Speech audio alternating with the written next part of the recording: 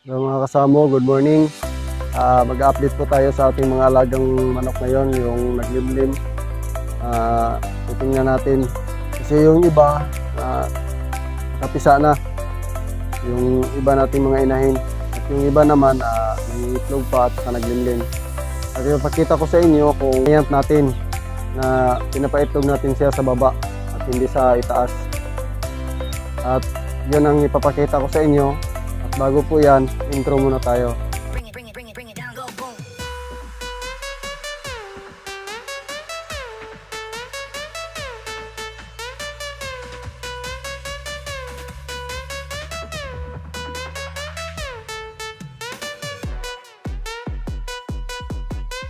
At mga kasamo, ilipat natin tong white natin sa ibang kulungan kasi dun sa kulungan niya hindi masinag ng init. At ilipat natin dito sa ibang kulungan. Dito natin ilagay.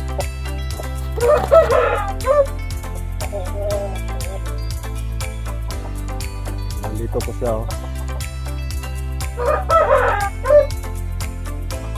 May babae pa. Kunin natin. Ayan. Ito yung babae natin. Lipat din natin to.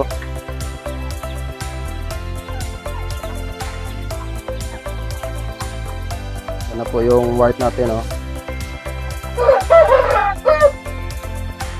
Dalawa natin na white.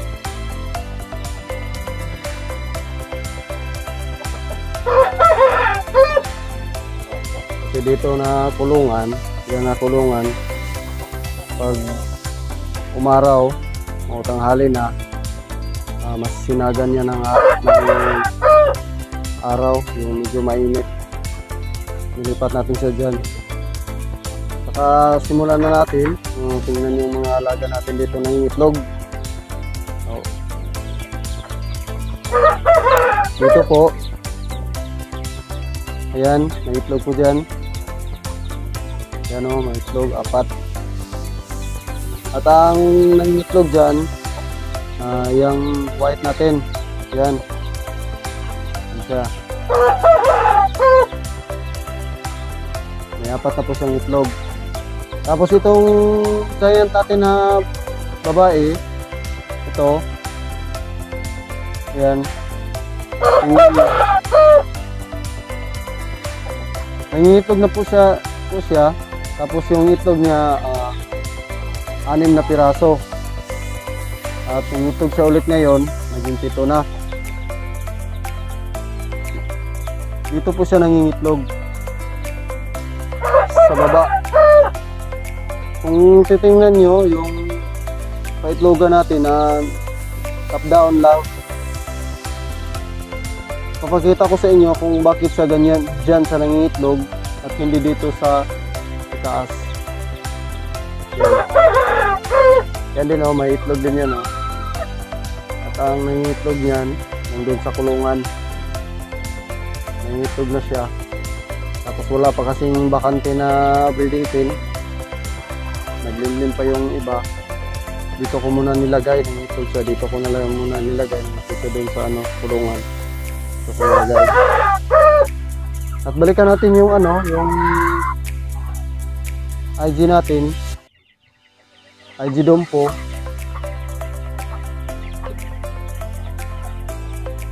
Titingnan niyo yung pakpak niya. Ang pakpak niya kasi hindi po yan kumpleto. At hindi po mataas yung niya, yung pakpak niya. Hindi siya makalapag sa itaas. Kaya nangingitlog siya dyan sa baba.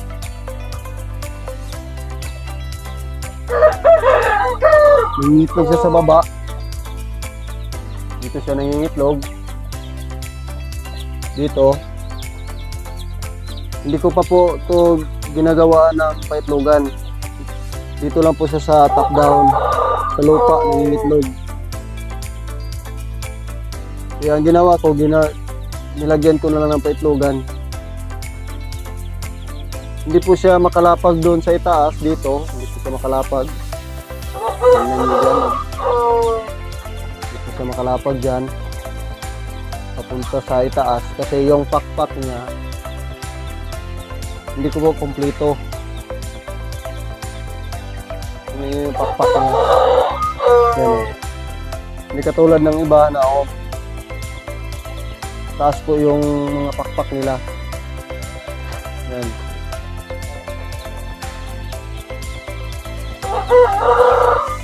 Kaya ginagawan ko na lang ng paraan para makaitlog siya at saka komportable para sa kanya. At ito po yung barako natin.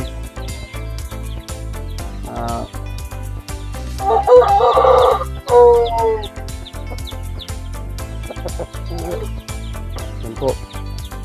Yan po ang barako natin, oh.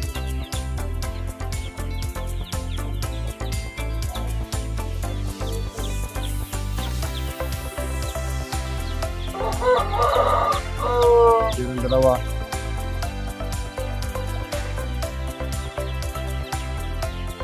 Yan po ang nilagay natin dito sa labas. Tanaka.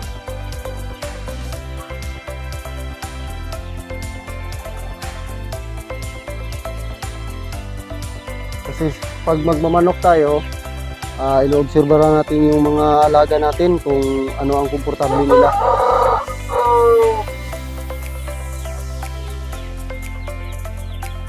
Dito sa kabila may naglimlim. Tanaka-dumpo po to. Saka dito naman sa itaas mayroon din. May naglimlim dyan, oh. Tanaka-dumpo din yan. Yan. Ito may sisiw na po to. Siya.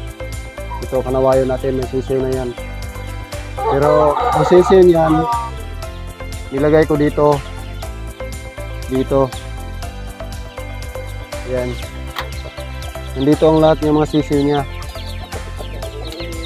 Yan, oh.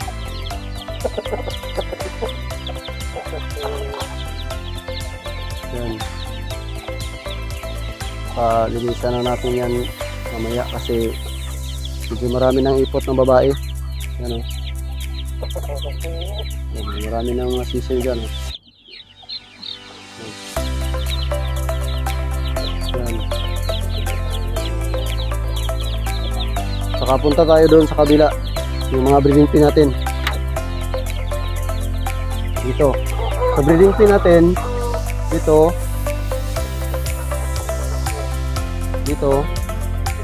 Ang binibreed ko dito, dumpo yung babae. Yan. Saka IG Tanaka po yung lalaki.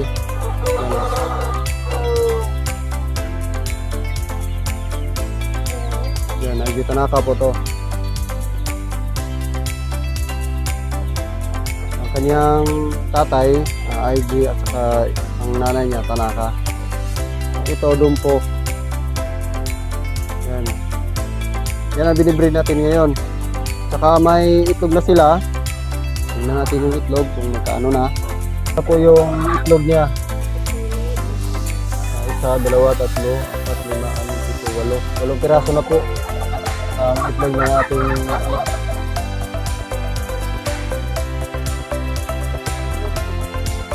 8 piraso na po sila. Yan. Yung dumpo at saka IG Tanaka natin na binibreed. Yan. Dito naman sa kabila, dumpo din tayo dito. Yan.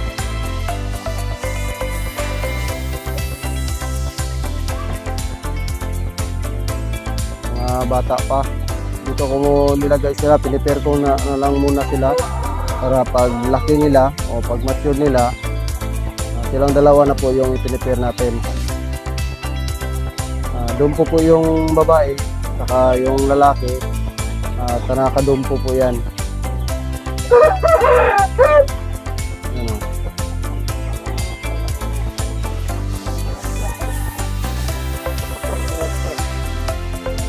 Yan.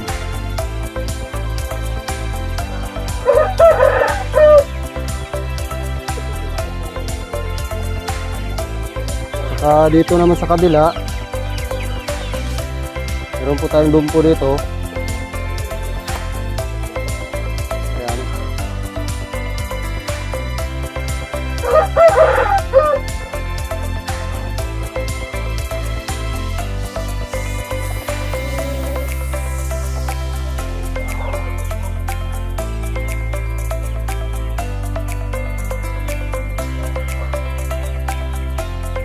Nakadumpo din to. Saka yung mga itlog dito, ang pinapalimlim ko yung kubra natin. Ito siya. Pero ang mga itlog niyan sa mga samo natin, sa mga dumpo at saka nakadumpo. At itong yung kubra, nakadumpo din to. Mas malaki ang dugo niya sa tanaka. Yung mga itlog niya, kinukonsume natin tapos pinalitan natin ng itlog ng samo. Ayan o. Nilimliman niya yan.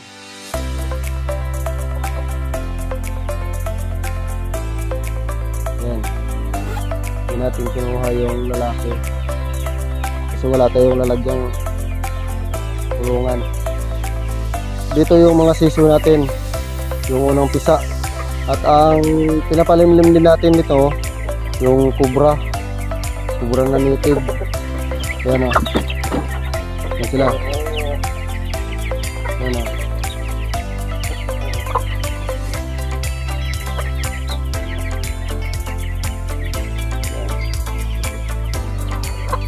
Siya po ang ngalaga sa kanyang mga sisiw, ang ating mga takas.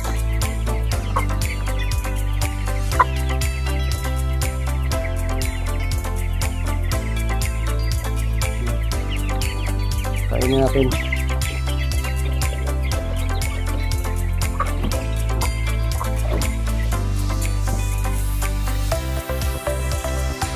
Ito po ang ginagawa kong incubator. Kasi pag mangitlog na to, yung itlog na kinukuha ko, tapos pinalitan ko ng mga samo natin. Yan po yung mga sisiw niya. Yan.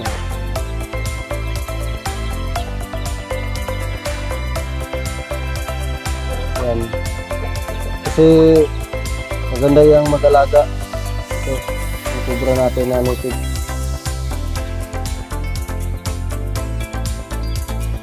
Yan po.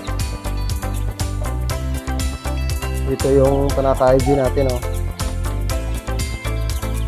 Pero mas malaking dugo niya na tanaka. Tingnan yung mukha ng babae natin. Yan.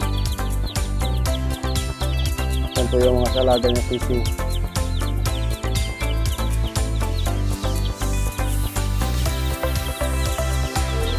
Yan po ang bagong pisa lang. 5 days old na po to.